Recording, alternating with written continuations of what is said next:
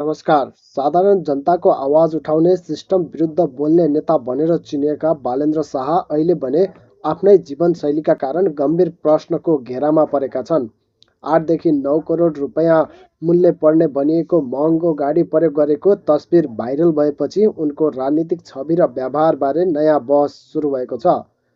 आलोचकहरू स्पष्ट रूपमा भन्छन्, यदि तपाईँ साधारण जनताको राजनीति गर्नुहुन्छ भने तपाईँको जीवनशैली पनि साधारण जनताको नजिक हुनुपर्छ। महँगो गाडी केवल यातायातको साधन मात्रै होइन, यो शक्ति, वर्ग र पहुँचको प्रतीक हो भन्ने तर्क उनीहरूको छ। साधारण नागरिक दैनिक जीवनमा महँगी, बेरोजगारी र करको बोझ खेपिरहेका बेला यति विलासी साधन प्रयोग गर्नु राजनीतिक रूपमा गलत सन्देश जाने उनीहरूको भनाइ छ।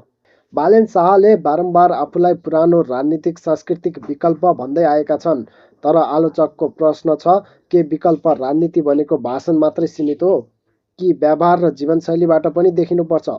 राजनीतिमा भनाइ र गराइ फरक देखिनु जनताको विश्वास कमजोर बनाउने मुख्य कारण बन्ने उनीहरूको तर्क छ।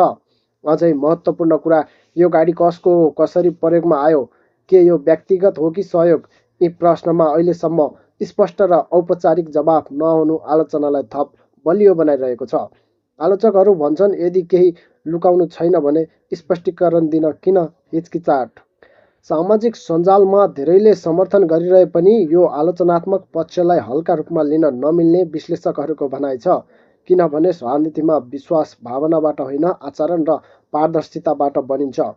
आज उठेको प्रश्न गाडीको मात्रै होइन, यो प्रश्न हो साधारण जनताको नाममा राजनीति गर्ने नेताको साधारणपन कति इमान्दार छ भन्ने। म हुँ हेमन्त उपाध्याय, समाचारको लागि।